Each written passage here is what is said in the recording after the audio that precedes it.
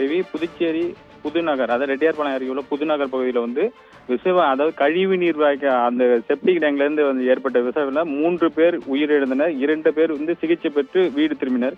மேலும் இன்று என்ன பாத்தீங்கன்னா அதுல வந்து காலை ஒருவர் மயக்கம் அடைஞ்சு அதன் உடனே அவருக்கு சிகிச்சை அளிக்கப்பட்டு அவர் நல்ல நிலைமையில் இருக்கா. இது அதே போல இப்ப சற்று முன் பாத்தீங்கன்னா 3 பேர் வந்து அதே மாதிரி மூச்சுத்திணறல் ஏற்பட்டு அவர்களுக்கு வந்து தீவிர சிகிச்சை ஆம்புலன்ஸ் ஏற்றி தீவிர சிகிச்சை அளிக்கப்பட்டது.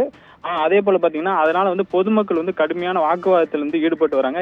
இந்த மாரி தொடர்ந்து ஏற்படுவதால் அது எங்களுக்கு வந்து பயமாக இருக்குது. இங்கிருந்து யாரும் இருக்க முடியாத சூழ்நிலை இருக்குது. அதனால உடனடியாக அந்த கழிவுநீர் சுத்திகரிப்பு நிலையத்தை மூட வேண்டும். எங்களுக்கு வந்து பைப் லைன் வந்து புதுசா இல்ல இந்த பாதாள சாக்கடை திட்டத்தை கைவிட வேண்டும் என்று பொதுமக்கள் வந்து ஆத்திரம் வந்து நம்ம கூறினாங்க. அது மட்டும் இல்லாத அந்த பகுதியில வந்து தொடர்ந்து மயக்கம் அடித்து பரபரப்பான சூழ்நிலை ஏற்பட்டுள்ளது. இருந்த டாக்டர் குழுவினரும் பொதுப்பணித்துறை அதிகாரி வந்து அந்த ஆய்வு பணியை வந்து தற்போது ஈடுபட்டு வருகின்றனர். அதே போல பொதுப்பணித்துறை அதிகாரிகளும் அங்க முகாமிட்டு இருக்கிறாங்க. சுகாதாரத்துறை அதிகாரிகளும் அந்த மயக்க மனிதர்களுக்கு தீவிர சிகிச்சை வந்து அளிக்கப்பட்டு வருகிறது. ரவி.